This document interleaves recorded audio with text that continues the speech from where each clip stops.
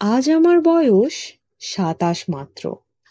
এ জীবনটা না দৈর্ঘ্যের হিসাবে বড়, না গুণের হিসাবে। তবু ইহার একটু বিশেষ মূল্য আছে। ইহা সেই ফুলের মতো যাহার বুকের উপরে ভ্রমর আসিয়া বসিয়াছিল, এবং সেই পদক্ষেপের ইতিহাস তাহার জীবনের মাঝখানে ফলের মতো গুটি ধরিয়া উঠিয়াছে। সেই ইতিহাসটুকু আকারে ছোট, তাহাকে ছোট করিয়াই লিখিব। ছোটকে যাহারা সামান্য বলিয়া ভুল করেন না, তাহারা ইহার রস বুঝিবেন। কলেজে যতগুলো পরীক্ষা পাশ করিবার, সব আমি চুকাইয়াছি। ছেলেবেলায় আমার সুন্দর চেহারা লইয়া পণ্ডিত মশায় আমাকে শিমুল ফুল ও মাকাল ফলের সহিত তুলনা করিয়া বিদ্রূপ করিবার সুযোগ পাইয়াছিলেন। ইহাতে তখন বড় লজ্জা পাইতাম, কিন্তু বয়স হইয়া কথা ভাবিয়াছি, যদি জন্মান্তর থাকে তবে আমার মুখে সুরূপ এবং পণ্ডিত মশায়েদের মুখে বিদ্রূপ আবার যেন অমনি করিয়াই প্রকাশ পায়। আমার পিতা এতকালে গরিব ছিলেন। ওকালতি করিয়া তিনি প্রচুর টাকা রোজগার করিয়াছেন। ভোগ করিবার সময় নিমেষ মাত্রও পান নাই। মৃত্যুতে তিনি যে হাঁফ ছাড়িলেন, সেই তার প্রথম অবকাশ। আমার তখন বয়স অল্প, মার হাতেই আমি মানুষ। মা গরিবের ঘরের মেয়ে, তাই আমরা যে ধনী এ কথা তিনিও ভোলেন না, আমাকেও ভুলিতে দেন না। শিশুকালে আমি কোলে কোলেই মানুষ বোধ করি, সেই জন্য শেষ পর্যন্ত আমার পুরাপুরি বয়সই হইল না। আজও আমাকে দেখিলে মনে হইবে আমি অন্নপূর্ণার কোলে গজাননের ছোট ভাইটি। আমার আসল অভিভাবক আমার মামা। তিনি আমার চেয়ে বড়জোর বছর ৬ বড়, কিন্তু ফুলগুড় বালির মতো তিনি আমাদের সমস্ত সংসারটাকে নিজের অন্তরের মধ্যে শুষিয়া লইয়াছেন। তাহাকে না করিয়া এখানকার এক গণ্ডূষও রস পাইবার জো নাই। এই কারণে কোনো কিছুর জন্যই আমাকে কোনো ভাবনা ভাবিতে হয় না। কন্যার পিতা মাত্রেই স্বীকার করিবেন আমি সৎপাত্র। তামাকটুকু পর্যন্ত খাই না। ভালো মানুষ হওয়ার কোনো ঝঞ্ঝাট নাই, তাই আমি নিতান্ত ভালো মানুষ। মাতার আদেশ মানিয়া চলিবার ক্ষমতা আমার আছে, বস্তুত না মানিবার ক্ষমতা আমার নাই। অন্তঃপুরের শাসনে চলিবার মতো করিয়াই আমি প্রস্তুত হইয়াছি। যদি কোনো কন্যা স্বয়ম্বরা হন, তবে এই সুলক্ষণটি স্মরণ রাখিবেন। অনেক বড় ঘর হইতে আমার সম্বন্ধ আসিয়াছিল, কিন্তু মামা, যিনি পৃথিবীতে আমার ভাগ্য দেবতার প্রধান এজেন্ট, বিবাহ সম্বন্ধে তার একটা বিশেষ মত ছিল। ধনীর কন্যা তার পছন্দ নয়। আমাদের ঘরে যে মেয়ে আসিবে সে মাথা হেট করিয়া আসিবে, এই তিনি চান। অথচ টাকার প্রতি আসক্তি তার অস্থি মজ্জায় জড়িত।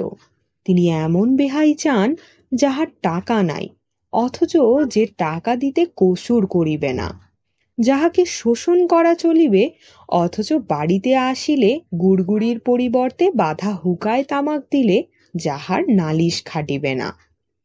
আমার বন্ধু হরিশ কানপুরে কাজ করে।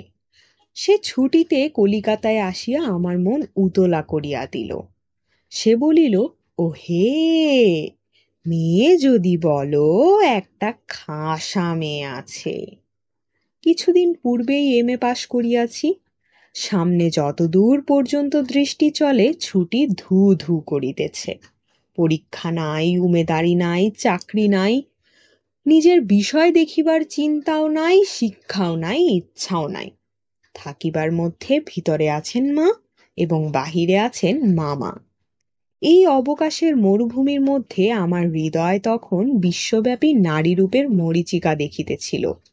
আকাশে তাহার দৃষ্টি, বাতাসে তাহার নিঃশ্বাস, তরু মর্মরে তাহার গোপন কথা। এমন সময় হরিশ আসিয়া বলিল, মেয়ে যদি বলো তবে।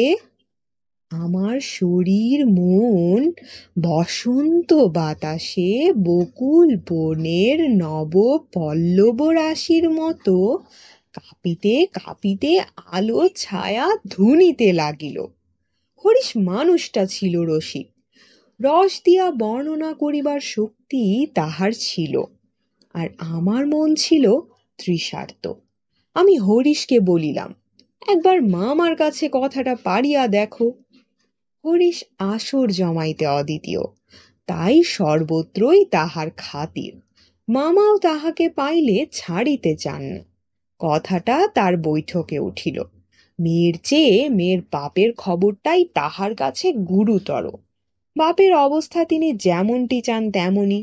এককালে ইহাদের বংশে লক্ষ্মীর মঙ্গল ঘট ভরা ছিল, এখন তাহা শূন্য বলিলেই হয়। অথচ তলায় সামান্য কিছু বাকি আছে। দেশে বংশ মর্যাদা রাখিয়া চলা সহজ নয় বলিয়া ইনি পশ্চিমে গিয়া বাস করিতেছেন। সেখানে গরিব গৃহস্থের মতোই থাকেন। একটি মেয়ে ছাড়া তার আর নাই। সুতরাং তাহারই পশ্চাতে লক্ষ্মীর ঘরটি একেবারে উপর করিয়া দিতে দ্বিধা হইবে না। এ সব ভালো কথা, কিন্তু মেয়ের বয়স যে 15।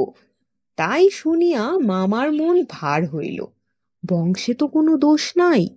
না, দোষ নাই। বাপ কোথাও তাহার মেয়ের যোগ্য বর খুঁজিয়া পান না। একে তো বরের হাট মহার্ঘ, তাহার পরে ধনুক ভাঙা পণ। কাজে বাপ কেবলই সবুর করিতেছেন, কিন্তু মেয়ের বয়স সবুর করিতেছে না। যাই হোক, হরিশের সরস রসনার গুণ আছে। মামার মন নরম হইল। বিবাহের ভূমিকা অংশটা নির্বিঘ্নে সমাধা হইয়া গেল। কলিকাতার বাহিরে বাকি যে পৃথিবীটা আছে, সমস্তটাকেই মামা আন্দামান দ্বীপের অন্তর্গত বলিয়া জানেন। জীবনে একবার বিশেষ কাজে তিনি কোন্নগর পর্যন্ত গিয়াছিলেন। মামা যদি মনু হইতেন, তবে তিনি হাবড়ার পুল পার হওয়াটাকে তাহার সংহিতায় একেবারে নিষেধ করিয়া দিতেন। মনের মধ্যে ইচ্ছা ছিল, নিজের চোখে মেয়ে দেখিয়া আসিব। সাহস করিয়া প্রস্তাব করিতে পারিলাম না। কন্যাকে আশীর্বাদ করিবার জন্য যাহাকে পাঠানো হইল, সে আমাদের বিনু দাদা, আমার পিস্তুত ভাই। তাহার মত, রুচি এবং দক্ষতার পরে আমি 16 আনা নির্ভর করিতে পারি। বিনুদা ফিরিয়া আসিয়া বলিলেন, মন্দ নয় হে, খাঁটি সোনা বটে। বিনু দাদার ভাষাটা অত্যন্ত আট। যেখানে আমরা বলি চমৎকার, সেখানে তিনি বলেন চলনসই। অতএব বুঝিলাম, আমার ভাগ্যে প্রজাপতির সঙ্গে পঞ্চস্বরের কোনো বিরোধ নাই। বলা বাহুল্য, বিবাহ উপলক্ষে কন্যা পক্ষকে কলিকাতায় আসিতে হইল। কন্যার পিতা শম্ভুনাথ বাবু হরিশকে কত বিশ্বাস করেন তাহার প্রমাণ এই যে, বিবাহের 3 দিন পূর্বে তিনি আমাকে প্রথম চক্ষে দেখেন এবং আশীর্বাদ করিয়া যান। বয়স তার 40-এর কিছু এপারে বা ওপারে। চুল কাঁচা, গোফে পাক ধরিতে আরম্ভ করিয়াছে মাত্র। সুপুরুষ বটে। ভিড়ের মধ্যে দেখিলে সকলের আগে তার উপরে চোখ পড়িবার মতো চেহারা। আশা করি আমাকে দেখিয়া তিনি খুশি হইয়াছিলেন। বোঝা শক্ত, কেননা তিনি বড়ই চুপচাপ। যে দুটি একটি কথা বলেন, যেন তাহাতে পুরা জোর দিয়া বলেন না। মামার মুখ তখন অনর্গল ছুটিতেছিল। ধনে মানে আমাদের স্থান যে শহরের কারো চেয়ে কম নয়, সেইটিকেই তিনি নানা প্রসঙ্গে প্রচার করিতেছিলেন। শম্ভুনাথ বাবু এ কথায় একেবারে যোগই দিলেন না। কোনো ফাঁকে একটা হু বা হাঁ কিছুই শোনা গেল না। আমি হইলে দমিয়া যাইতাম, কিন্তু মামাকে দমানো শক্ত। তিনি শম্ভুনাথ বাবুর চুপচাপ ভাব দেখিয়া ভাবিলেন, লোকটা নিতান্ত নির্জীব, একেবারে কোনো তেজ নাই। বেহাই সম্প্রদায়ের আর যাই থাক, তেজ থাকাটা দোষের। অতএব মামা মনে মনে খুশি হইলেন। শম্ভুনাথ বাবু যখন উঠিলেন, তখন মামা সংক্ষেপে উপর হইতেই তাকে বিদায় করিলেন। গাড়িতে তুলিয়া দিতে গেলেন না। পণ সম্বন্ধে 2 পক্ষে পাকাপাকি কথা ঠিক হইয়া গিয়াছিল। মামা নিজেকে অসামান্য চতুর বলিয়াই অভিমান করিয়া থাকেন। কথা বার্তায় কোথাও তিনি কিছু ফাঁক রাখেন নাই। টাকার অঙ্ক তো স্থির ছিলই, তারপরে গহনা কত ভরির এবং সোনা কত দরের হইবে সেও একেবারে বাঁধাবাঁধি হইয়া গিয়াছিল। আমি নিজে এ সমস্ত কথার মধ্যে ছিলাম না, জানিতাম না দেনা পাওনা কি স্থির হইল। মনে জানিতাম এই স্থূল অংশটাও বিবাহের একটা প্রধান অংশ, এবং সে অংশের ভার যার উপরে তিনি এক কড়াও ঠকিবেন না। বস্তুত আশ্চর্য পাকা লোক বলিয়া মামা আমাদের সমস্ত সংসারের প্রধান গর্বের সামগ্রী। যেখানে আমাদের কোনো সম্বন্ধ আছে সেখানে সর্বত্রই তিনি বুদ্ধির লড়াইয়ে জিতিবেন, এ একেবারে ধরা কথা। এই জন্য আমাদের অভাব না থাকিলেও এবং অন্য পক্ষের অভাব কঠিন হইলেও জিতিব। আমাদের সংসারের এই জেদ, ইহাতে যে বাঁচুক আর যে মরুক। গায়ে হলুদ অসম্ভব রকম ধুম করিয়া গেল। বাহক এত গেল যে তাহার আদমশুমারি করিতে হইলে কেরানি রাখিতে হয়। তাহাদিগকে বিদায় করিতে অপর পক্ষকে যে নাকাল হইতে হইবে সেই কথা স্মরণ করিয়া মামার সঙ্গে মা একযোগে বিস্তর হাসিলেন। ব্যান্ড, বাঁশি, শখের কনসার্ট প্রভৃতি যেখানে যত প্রকার উচ্চ শব্দ আছে সমস্ত একসঙ্গে মিশাইয়া বর্বর কোলাহলের মত্ত হস্তি দ্বারা সঙ্গীত সরস্বতীর পদ্মবন দলিত বিদলিত করিয়া আমি তো বিবাহ বাড়িতে গিয়া উঠিলাম। আংটিতে, হাড়েতে, জড়ি, জহরাতে আমার শরীর যেন গহনার দোকান নিলামে চড়িয়াছে বলিয়া বোধ হইল। তাহাদের ভাবি জামাইয়ের মূল্য কত সেটা যেন কতক পরিমাণে সর্বাঙ্গে স্পষ্ট করিয়া লিখিয়া ভাবি শ্বশুরের সঙ্গে মোকাবিলা করিতে চলিয়াছিলাম। মামা বিবাহ বাড়িতে ঢুকিয়া খুশি হইলেন না। একে তো উঠানটাতে বরযাত্রীদের জায়গা সংকুলান হওয়াই শক্ত, তাহার পরে সমস্ত আয়োজন নিতান্ত মধ্যম রকমের। ইহার পরে শম্ভুনাথ বাবুর ব্যবহারটাও নেহাত ঠান্ডা, তার বিনয়টা অজস্র নয়। মুখে তো কথাই নাই, কোমরে চাদর বাঁধা, গলা ভাঙা, টাক পড়া, মিশকালো এবং বিপুল শরীর তার একটি উকিল বন্ধু যদি নিয়ত হাত জোড় করিয়া মাথা হেলাইয়া নম্রতার স্মিত হাস্যে ও গদগদ বচনে কনসার্ট পার্টির করতাল বাজিয়ে হইতে শুরু করিয়া বরকর্তাদের প্রত্যেককে বারবার প্রচুর রূপে অভিষিক্ত করিয়া না দিতেন, তবে গোড়াতেই একটা এসপার ওসপার হইত। আমি সভায় বসিবার কিছুক্ষণ পরেই মামা শম্ভুনাথ বাবুকে পাশের ঘরে ডাকিয়া লইয়া গেলেন। কি কথা হইল জানি না। কিছুক্ষণ পরেই শম্ভুনাথ বাবু আমাকে আসিয়া বলিলেন, বাবাজি, একবার এই দিকে আসতে হচ্ছে। ব্যাপারখানা এই, সকলের না হোক, কিন্তু কোনো কোনো মানুষের জীবনের একটা কিছু লক্ষ্য থাকে। মামার একমাত্র লক্ষ্য ছিল তিনি কোনো মতেই কারো কাছে ঠকিবেন না। তার ভয় তার বেহাই তাকে গহনায় ফাঁকি দিতে পারেন। বিবাহ কার্য শেষ হইয়া গেলে সে ফাঁকির আর প্রতিকার চলিবে না। বাড়ি ভাড়া, সওগাত, লোক বিদায় প্রভৃতি সম্বন্ধে যেরকম টানাটানির পরিচয় পাওয়া গেছে, তাহাতে মামা ঠিক করিয়াছিলেন দেওয়া থোয়া সম্বন্ধে এ লোকটির শুধু মুখের কথার উপর ভর করা চলিবে না। সেই জন্য বাড়ির শ্যাকরাকে শুদ্ধ সঙ্গে আনিয়াছিলেন। পাশের ঘরে গিয়া দেখিলাম মামা এক তক্তপোষে এবং শ্যাকরা তাহার দাড়িপাল্লা, কোষ্ঠী পাথর প্রভৃতি লইয়া মেজে বসিয়া আছে। শম্ভুনাথ বাবু আমাকে বলিলেন, তোমার মামা বলিতেছেন বিবাহের কাজ শুরু হইবার আগেই তিনি কনের সমস্ত গহনা যাচাই করিয়া দেখিবেন। ইহাতে তুমি কি বলো? আমি মাথা হেট করিয়া চুপ করিয়া রহিলাম। মামা বলিলেন, ও আবার কি বলিবে? আমি যা বলিব তাই হইবে। শম্ভুনাথ বাবু আমার দিকে চাহিয়া কহিলেন, সেই কথা তবে ঠিক? উনি যা বলিবেন তাই হইবে? এ সম্বন্ধে তোমার কিছুই বলিবার নাই? আমি একটু ঘাড় নাড়ার ইঙ্গিতে জানাইলাম, এসব কথায় আমার সম্পূর্ণ অনধিকার। আচ্ছা, তবে বসো, মেয়ের গা হইতে সমস্ত গহনা খুলিয়া আনিতেছি। এই বলিয়া তিনি উঠিলেন। মামা বলিলেন, অনুপম এখানে কি করিবে? ও সভায় গিয়া বসুক। শম্ভুনাথ বলিলেন, না, সভায় নয়, এখানেই বসিতে হইবে। কিছুক্ষণ পরে তিনি একখানা গামছায় বাঁধা গহনা আনিয়া তক্তপোষের উপর মেলিয়া ধরিলেন। সমস্তই তাহার পিতামহীদের আমলের গহনা, হাল ফ্যাশনের সূক্ষ্ম কাজ নয়, যেমন মোটা তেমনি ভারী।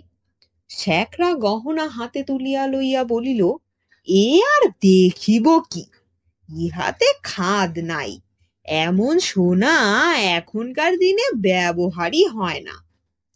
এই বলিয়া সে মকর মুখা মোটা একখানা বালায় একটু চাপ দিয়া দেখাইল, তাহা বাকিয়া যায়।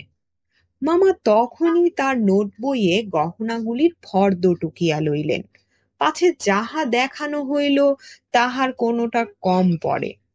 হিসাব করিয়া দেখিলেন, গহনা যে পরিমাণ দিবার কথা এগুলির সংখ্যায়, দরে এবং ভারে তার অনেক বেশি। গহনাগুলির মধ্যে একজোড়া ইয়ারিং ছিল। শম্ভুনাথ সেইটে শ্যাকরার হাতে দিয়া বলিলেন, এইটে একবার পরখ করিয়া দেখো। শ্যাকরা কহিল, ইহা বিলাতি মাল, ইহাতে সোনার ভাগ সামান্যই আছে। শম্ভুবাবু ইয়ারিং জোড়া মামার হাতে দিয়া বলিলেন, এটা আপনারাই রাখিয়া দিন। মামা সেটা হাতে লইয়া দেখিলেন, এই ইয়ারিং দিয়াই কন্যাকে তাহারা আশীর্বাদ করিয়াছিলেন। মামার মুখ লাল হইয়া উঠিল। দরিদ্র তাহাকে ঠকাইতে চাহিবে, কিন্তু তিনি ঠকিবেন না, এই আনন্দ সম্ভোগ হইতে বঞ্চিত হইলেন, এবং তাহার উপরেও কিছু উপরি পাওনা জুটিল। অত্যন্ত মুখ ভার করিয়া বলিলেন, অনুপম, যাও, তুমি সভায় গিয়া বসোগে।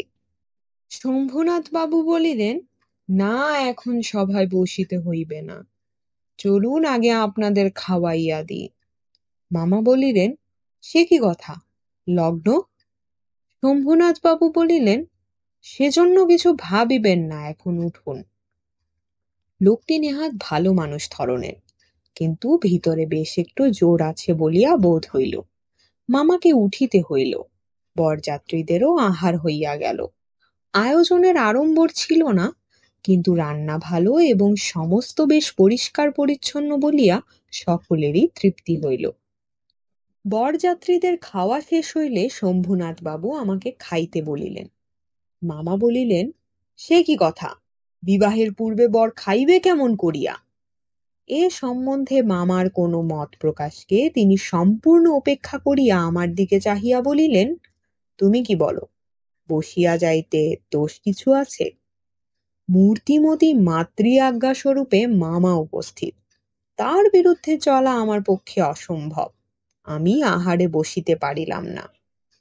তখন শম্ভুনাথ বাবু মামাকে বলিলেন, আপনাদিগকে অনেক কষ্ট দিয়াছি, আমরা ধনী নই, আপনাদের যোগ্য আয়োজন করিতে পারি নাই, ক্ষমা করিবেন। রাত হইয়া গেছে, আর আপনাদের কষ্ট বাড়াইতে ইচ্ছা করি না। এখন তবে, মামা বলিলেন, তা সভায় চলুন, আমরা তো প্রস্তুত আছি। শম্ভুনাথ বলিলেন, তবে আপনাদের গাড়ি বলিয়া দিই। মামা আশ্চর্য হইয়া বলিলেন, ঠাট্টা করিতেছেন নাকি? শম্ভুনাথ কহিলেন, ঠাট্টা তো আপনিই করিয়া সারিয়াছেন, ঠাট্টার সম্পর্কটাকে স্থায়ী করিবার ইচ্ছা আমার নাই। মামা দুই চোখ এত বড় করিয়া মেলিয়া অবাক হইয়া রহিলেন। শম্ভুনাথ কহিলেন, আমার কন্যার গহনা আমি চুরি করিব, এ কথা যারা মনে করে তাদের হাতে আমি কন্যা দিতে পারি না। আমাকে একটি কথাও বলা তিনি আবশ্যক বোধ করিলেন না, কারণ প্রমাণ হইয়া গেছে আমি কেহই নই।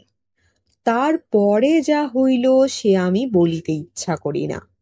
ঝাড় লণ্ঠন ভাঙিয়া চুরিয়া জিনিসপত্র লণ্ডভণ্ড করিয়া বরযাত্রের দল দক্ষ যজ্ঞের পালা সারিয়া বাহির হইয়া গেল। বাড়ি ফিরিবার সময় ব্যান্ড, রসন চৌকি ও কনসোর্ট একসঙ্গে বাজিল না, এবং অভ্রের ঝাড়গুলো আকাশের তারার উপর আপনাদের কর্তব্যের বরাত দিয়া কোথায় যে মহানির্বাণ লাভ করিল সন্ধান পাওয়া গেল না। বাড়ির সকলে তো রাগিয়া আগুন। কন্যার পিতার এত কুমর, কলিজে 4 পোয়া হইয়া আসিল। সকলে বলিল, দেখি মেয়ের বিয়ে দেন কেমন করিয়া। কিন্তু মেয়ের বিয়ে হইবে না এ ভয় যার মনে নাই, তার শাস্তির উপায় কি? মস্ত বাংলাদেশের মধ্যে আমি একমাত্র পুরুষ যাহাকে কন্যার বাপ বিবাহের আসর হইতে নিজে ফিরাইয়া দিয়াছে। এত বড় সৎপাত্রের কপালে এত বড় কলঙ্কের দাগ কোন নষ্ট গ্রহ এত আলো জ্বালাইয়া বাজনা বাজাইয়া সমারোহ করিয়া আঁকিয়া দিল? বরযাত্রীরা এই বলিয়া কপাল চাপড়াইতে লাগিল যে বিবাহ হইল না, অথচ আমাদের ফাঁকি দিয়া খাওয়াইয়া দিল। পাক যন্ত্রটাকে সমস্ত অন্ন শুদ্ধ সেখানে টান মারিয়া ফেলিয়া দিয়া আসিতে পারিলে তবে আফসোস মিটিত। বিবাহের চুক্তি ভঙ্গ ও মানহানির দাবিতে নালিশ করিব বলিয়া মামা অত্যন্ত গোল করিয়া বেড়াইতে লাগিলেন।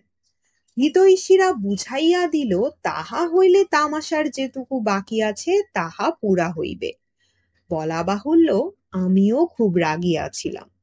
কোন গতিকে শম্ভুনাথ বিষম জব্দ হইয়া আমাদের পায়ে ধরিয়া আসিয়া পড়েন, গোফের রেখায় তা দিতে দিতে এইটেই কেবল কামনা করিতে লাগিলাম। কিন্তু এই আক্রোশের কালো রঙের স্রোতের পাশাপাশি আর একটা স্রোত বহিতেছিল, যেটার রং একেবারেই কালো নয়। সমস্ত মন যে সেই অপরিচিতার পানে ছুটিয়া গিয়াছিল, এখনো যে তাহাকে কিছুতেই টানিয়া ফিরাইতে পারি না। দেয়ালটুকু আড়ালে রহিয়া গেল গো। কপালে তার চন্দন আঁকা, গায়ে তার লাল শাড়ি, মুখে তার লজ্জার রক্তিমা। হৃদয়ের ভিতরে কি যে তা কেমন করিয়া বলিব। আমার কল্পলোকের কল্পলতাটি বসন্তের সমস্ত ফুলের ভার আমাকে নিবেদন করিয়া দিবার জন্য নত হইয়া পড়িয়াছিল। হাওয়া আসে, গন্ধ পাই, পাতার শব্দ শুনি, কেবল আর একটি মাত্র পা ফেলার অপেক্ষা। এমন সময়ে সেই এক পদক্ষেপের দূরত্বটুকু এক মুহূর্তে অসীম হইয়া উঠিল। এতদিন যে প্রতি সন্ধ্যায় আমি বিনুদার বাড়িতে গিয়া তাহাকে অস্থির করিয়া তুলিয়াছিলাম, বিনুদার বর্ণনার ভাষা অত্যন্ত সংকীর্ণ বলিয়াই তার প্রত্যেক কথাটি স্ফুলিঙ্গের মতো আমার মনের মাঝখানে আগুন জ্বালিয়া দিয়াছিল। বুঝিয়াছিলাম মেয়েটির রূপ বড় আশ্চর্য, কিন্তু না দেখিলাম তাহাকে চোখে, না দেখিলাম তাহার ছবি। সমস্তই অস্পষ্ট হইয়া রহিল। বাহিরে তো সে ধরা দিলই না, তাহাকে মনেও আনিতে পারিলাম না। এই জন্য মন সেদিনকার সেই বিবাহ সভার দেয়ালটার বাহিরে ভূতের মতো দীর্ঘ নিঃশ্বাস ফেলিয়া বেড়াইতে লাগিল। হরিশের কাছে শুনিয়াছি মেয়েটিকে আমার ফটোগ্রাফ দেখানো হইয়াছিল। পছন্দ করিয়াছে বইকি, না করিবার তো কোনো কারণ নাই। আমার মন বলে সে ছবি তার কোনো একটি বাক্সে লুকানো আছে। একলা ঘরে দরজা বন্ধ করিয়া একদিন নিরালা দুপুরবেলায় সে কি সেটি খুলিয়া দেখে না? যখন ঝুঁকিয়া পড়িয়া দেখে, তখন ছবিটির উপরে কি তার মুখের 2 ধার দিয়া এলো চুল আসিয়া পড়ে না? হঠাৎ বাহিরে কারো পায়ের শব্দ পাইলে সে কি তাড়াতাড়ি তার সুগন্ধ আঁচলের মধ্যে ছবিটিকে লুকাইয়া ফেলে না? দিন যায়, একটা বৎসর গেল। মামা তো লজ্জায় বিবাহ সম্বন্ধের কথা তুলিতেই পারেন না। মার ইচ্ছা ছিল আমার অপমানের কথা যখন সমাজের লোক ভুলিয়া যাইবে তখন বিবাহের চেষ্টা দেখিবেন। এদিকে আমি শুনিলাম সে মেয়ের নাকি ভালো পাত্র জুটিয়াছিল, কিন্তু সে পণ করিয়াছে বিবাহ করিবে না। শুনিয়া আমার মন পুলকের আবেশে ভরিয়া গেল। আমি কল্পনায় দেখিতে লাগিলাম সে ভালো করিয়া খায় না, সন্ধ্যা হইয়া আসে সে চুল বাঁধিতে ভুলিয়া যায়। তার বাপ তার মুখের পানে চান আর ভাবেন, আমার মেয়ে দিনে দিনে এমন হইয়া যাইতেছে কেন। হঠাৎ কোনোদিন তার ঘরে আসিয়া দেখেন মেয়ের দুই চোখে জলে ভরা। জিজ্ঞাসা করেন, মা তোর কি হইয়াছে, বল আমাকে। মেয়ে তাড়াতাড়ি চোখের জল মুছিয়া বলে, কই, কিছুই তো হয়নি বাবা। বাপের এক মেয়ে যে, বড় আদরের মেয়ে। যখন অনাবৃষ্টির দিনে ফুলের কুড়িটির মতো মেয়ে একেবারে বিমর্ষ হইয়া পড়িয়াছে, তখন বাপের প্রাণে আর সহিল না। তখন অভিমান ভাসাইয়া দিয়া তিনি ছুটিয়া আসিলেন আমাদের দ্বারে। তারপরে তারপরে মনের মধ্যে সেই যে কালো রঙের ধারাটা বহিতেছে, সে যেন কালো সাপের মতো রূপ ধরিয়া ফোঁস করিয়া উঠিল। সে বলিল, বেশ তো, আর একবার বিবাহের আসর সাজানো হোক, আলো জ্বলুক, দেশ বিদেশের লোকের নিমন্ত্রণ হোক, তারপরে তুমি বরের টোপর পায়ে দলিয়া দল বল লইয়া সভা ছাড়িয়া চলিয়া এসো। কিন্তু যে ধারাটি চোখের জলের মতো শুভ্র, সে রাজহংসের রূপ ধরিয়া বলিল, যেমন করিয়া আমি একদিন দময়ন্তীর পুষ্পবনে গিয়াছিলাম, তেমনি করিয়া আমাকে একবার উড়িয়া যাইতে দাও। আমি বিরোহিণীর কানে কানে একবার সুখের খবরটা দিয়া আসিগে।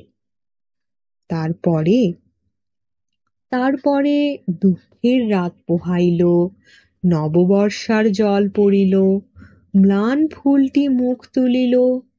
এবারে সেই দেয়ালটার বাহিরে রহিল সমস্ত পৃথিবীর আর সবাই, আর ভিতরে প্রবেশ করিল একটি মাত্র মানুষ। তারপরে তারপরে আমার কথাটি ফুরালো। কিন্তু কথা এমন করিয়া ফুরাইল না।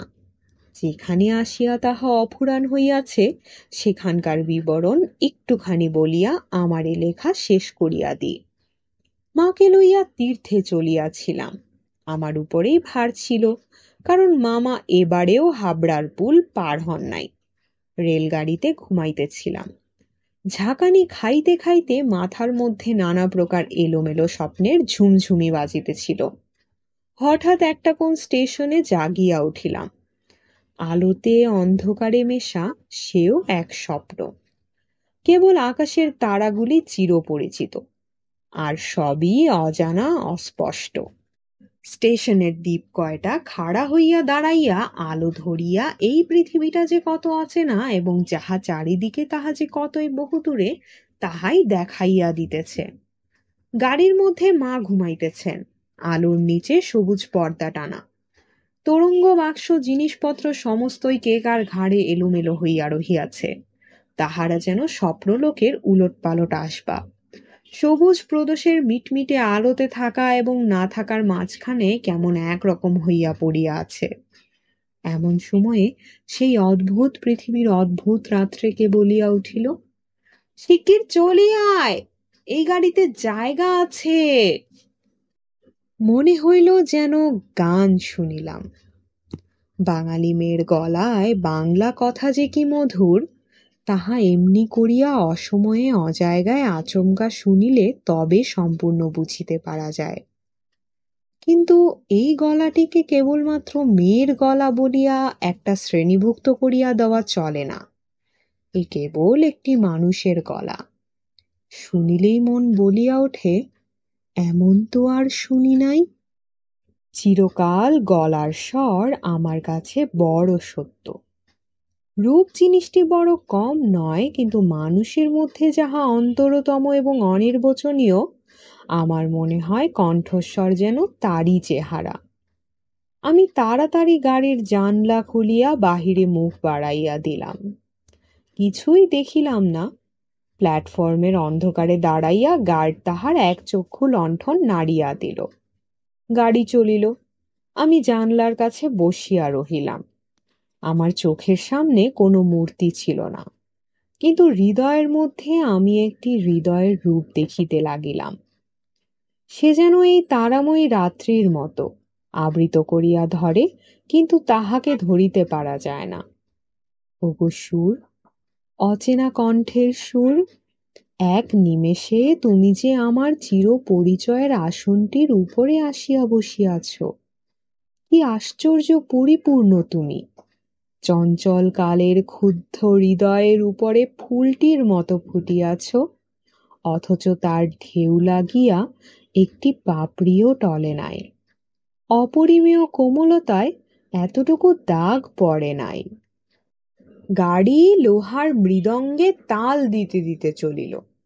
আমি মনের মধ্যে গান শুনিতে শুনিতে চলিলাম।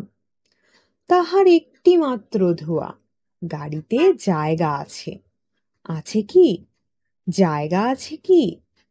জায়গা যে পাওয়া যায় না, কেউ যে কাকেও চেনে না, অথচ সেই না চেনাটুকু যে কুয়াশা মাত্র। সে যে মায়া, সেটা ছিন্ন হইলেই যে চেনার আর অন্ত নাই। ওগো সুধাময় সুর, যে হৃদয়ের অপরূপ রূপ তুমি, সেই কি আমার চিরকালের চেনা নয়? জায়গা আছে? আছে। শীঘ্র আসিতে ডাকিয়াছ, শীঘ্রই আসিয়াছি, এক নিমেষও দেরি করি নাই। রাত্রে ভালো করিয়া ঘুম হইল না।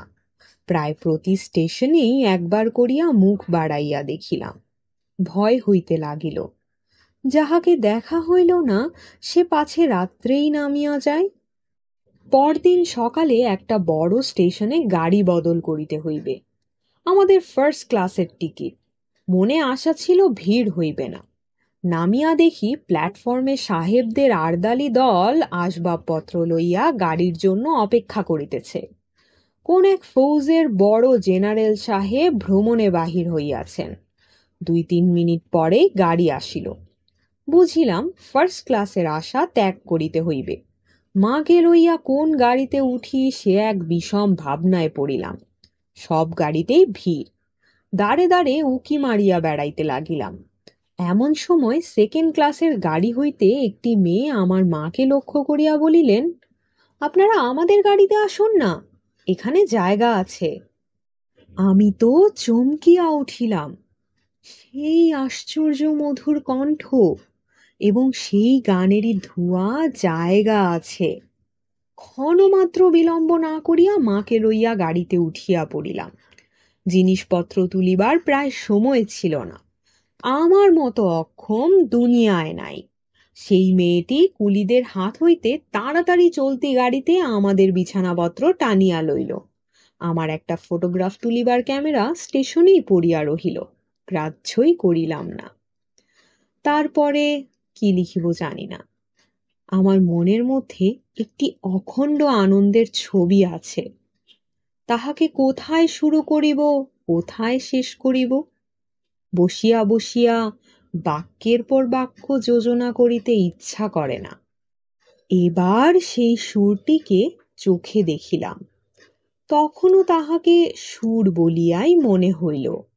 মায়ের মুখের দিকে চাহিলাম। দেখিলাম তার চোখে পলক পড়িতেছে না। মেয়েটির বয়স 16 কি 17 হইবে, কিন্তু নবযৌবন ইহার দেহে মনে কোথাও যেন একটুও ভার চাপাইয়া দেয় নাই। ইহার গতি সহজ, দীপ্তি নির্মল, সৌন্দর্যের সুচিতা অপূর্ব। ইহার কোনো জায়গায় কিছু জরিমা নাই। আমি দেখিতেছি, বিস্তারিত করিয়া কিছু বলা আমার পক্ষে অসম্ভব। এমনকি সে যে কি রঙের কাপড় কেমন করিয়া পরিয়াছিল তাহাও ঠিক করিয়া বলিতে পারিব না। এটা খুব সত্য যে তার বেশে ভূষায় এমন কিছুই ছিল না যেটা তাহাকে ছাড়াইয়া বিশেষ করিয়া চোখে পড়িতে পারে। সে নিজের চারিদিকের সকলের চেয়ে অধিক রজনীগন্ধার শুভ্র মঞ্জরির মতো সরল বৃন্তটির উপরে দাঁড়াইয়া যে গাছে ফুটিয়াছে সে গাছকে সে একেবারে অতিক্রম করিয়া উঠিয়াছে। সঙ্গে 2-3টি ছোট ছোট মেয়ে ছিল। তাহাদিগকে লইয়া তাহার হাসি এবং কথার আর অন্ত ছিল না। আমি হাতে একখানা বই লইয়া সেদিকে কান পাতিয়া রাখিয়াছিলাম। যেটুকু কানে আসিতেছিল সে তো সমস্তই ছেলে মানুষদের সঙ্গে ছেলে মানুষই কথা। তাহার বিশেষত্ব এই যে তাহার মধ্যে বয়সের তফাৎ কিছুমাত্র ছিল না। ছোটদের সঙ্গে সে অনায়াসে এবং আনন্দে ছোট হইয়া গিয়াছিল। সঙ্গে কতকগুলি ছবিওয়ালা ছেলেদের গল্পের বই, তাহারই কোন একটা বিশেষ গল্প শোনাইবার জন্য মেয়েরা তাকে ধরিয়া পড়িল।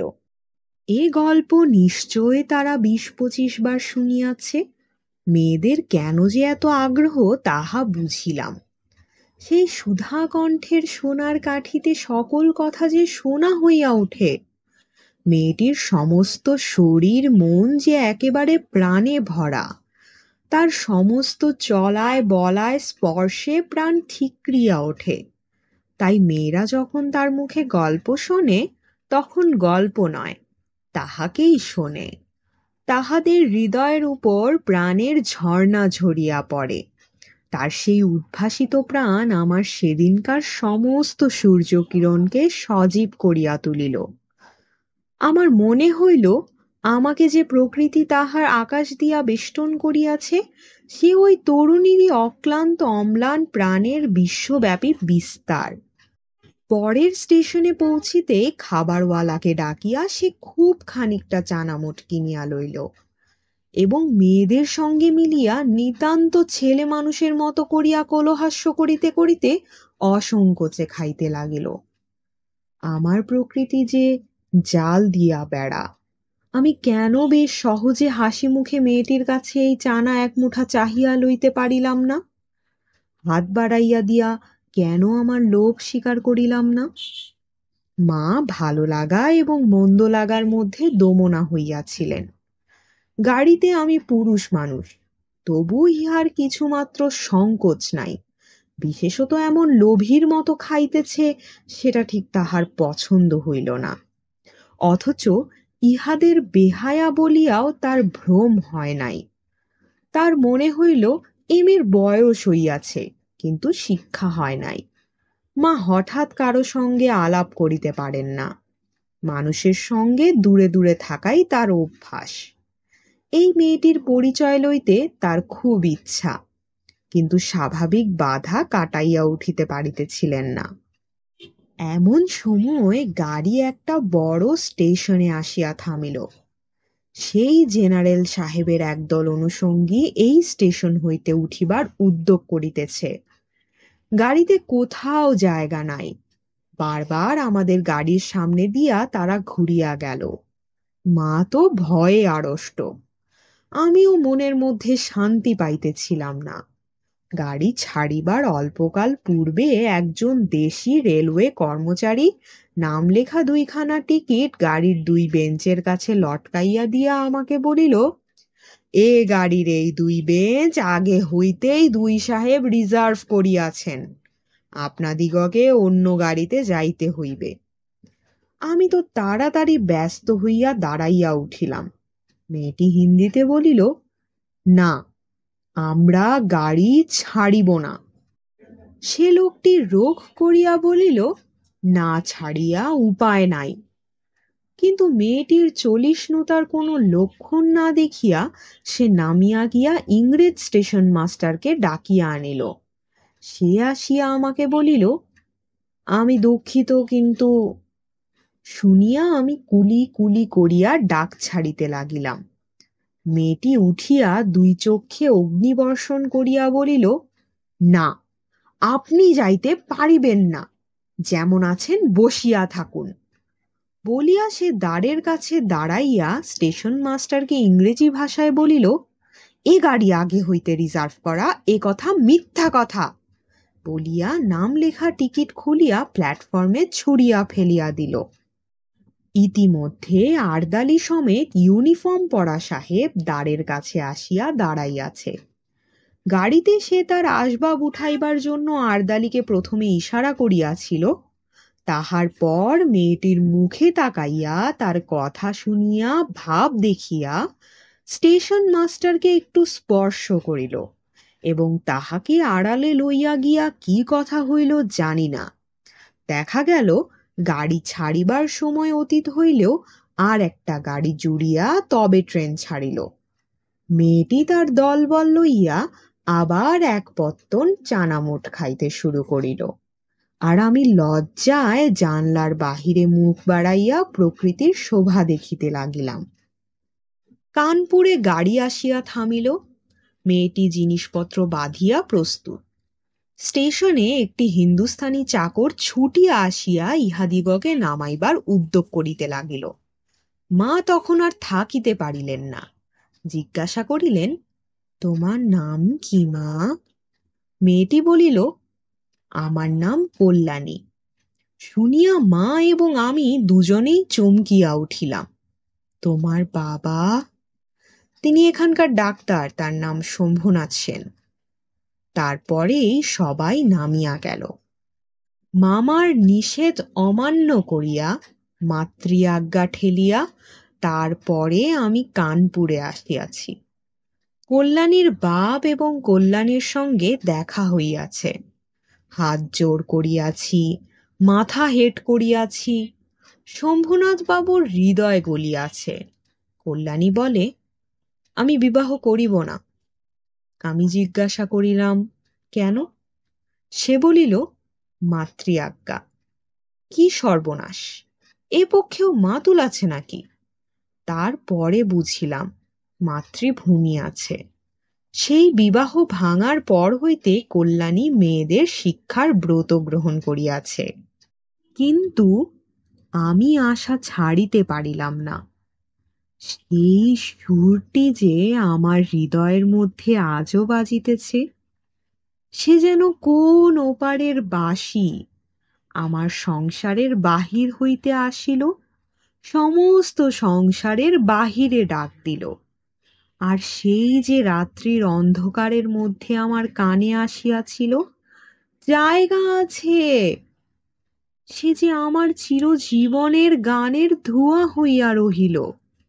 তখন আমার বয়স ছিল 23, এখন হইয়াছে 27। এখনো আশা ছাড়ি নাই, কিন্তু মাতুলকে ছাড়িয়াছি।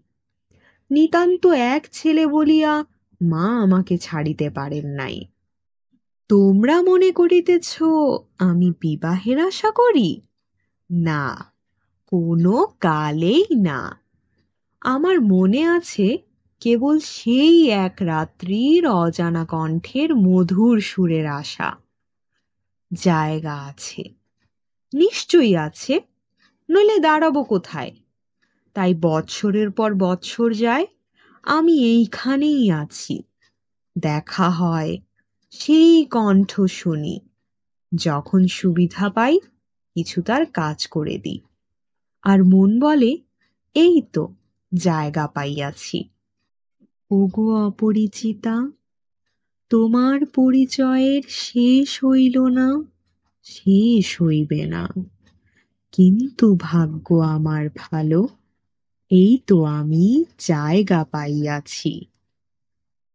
শুনছিলেন রবীন্দ্রনাথ ঠাকুর রচিত রোম্যান্টিক ছোট গল্প অপরিচিতা। পাঠে ছিলাম আমি তাফান্নুম তানজিম শিফা। গল্প ও গল্প পাঠ সম্পর্কিত যে কোনো মতামত এবং পছন্দের কোনো গল্প, কবিতা, উপন্যাস, নাটক আমার কণ্ঠে শুনতে আগ্রহী হলে কমেন্ট করে জানান। গল্পটি ভালো লাগলে বন্ধুদের সাথে শেয়ার করুন। এছাড়া আমার কণ্ঠে ভয়েস ওভার করাতে চাইলে ডেসক্রিপশনে প্রকাশিত মাধ্যমগুলো ব্যবহার করতে পারেন। আমাদের আজকের আয়োজন এখানেই সমাপ্ত হোক। সবাই সুস্থ থাকুন, শুনতে থাকুন গল্পজ।